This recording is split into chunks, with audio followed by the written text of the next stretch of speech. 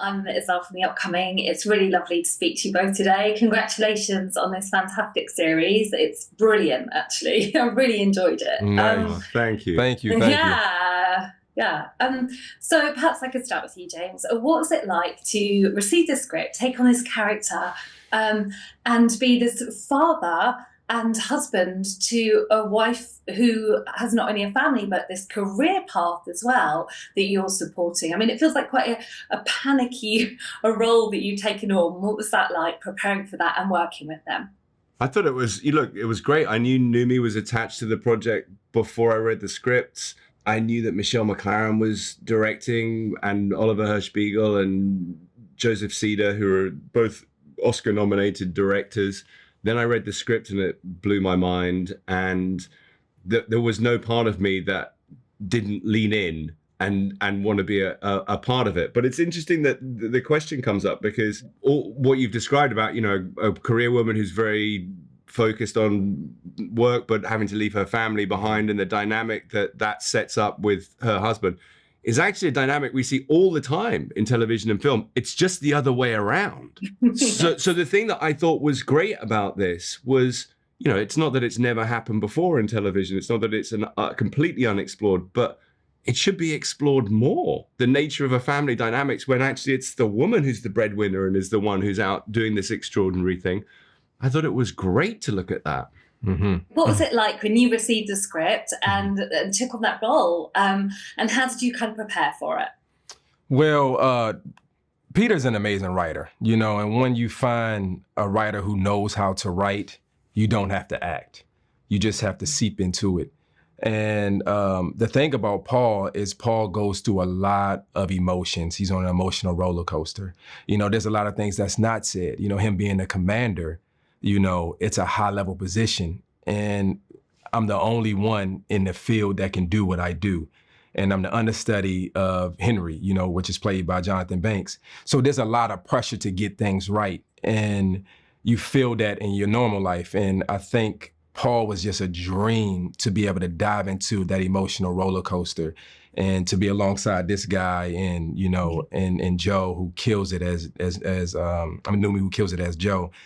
And it was just an amazing experience, and I can't wait for the viewers to see it and go on that inward journey, because although Paul is going on an inward journey, the viewer will also go on an inward journey dealing with space and time and distance.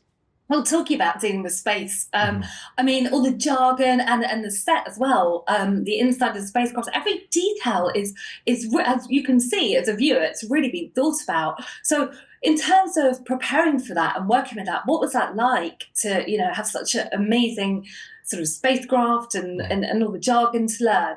Well, we probably have two different experiences, because he's not in harnesses and hanging from wires, You have to be physically fit. You have to also pay attention to the details, because when you're in space, there's no gravity. So you can't just push off the wall. You'll go 30 miles an hour and kill yourself. So it's the little details of being in there in the moments and, having to act in a harness and not have the viewer know that you're in a harness, and to feel that weightlessness of being in space. And working with Scott Kelly, who's an astronaut. I mean, it was amazing talking to him and talking to his wife. I would ask him questions and ask his wife, what was it like when he came back home? And she was like, well, and I said, well, what was it like when you kissed him for the first time? She said, Will, to be honest with you, it was very distant. He was there, but he wasn't there. And I was able to tap into those raw emotions, because she's expressing how people come home. And it's something to second to what James said. It's that family dynamic and trying to adjust, as Joe is trying to adjust of being back home. I'm there, but I'm really not there, but I'm there. And for you as well, kind of learning quite a lot of the jargon and being involved in sort of this world, this space world. What was that like?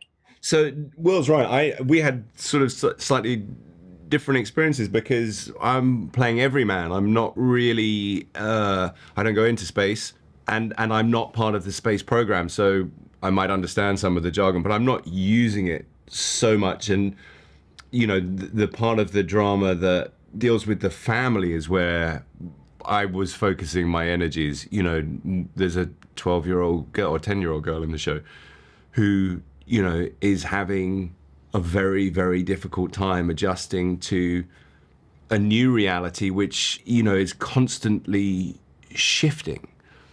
as indeed every character is. Every character is trying to make sense out of where they're standing right now and failing. Yeah. Yeah.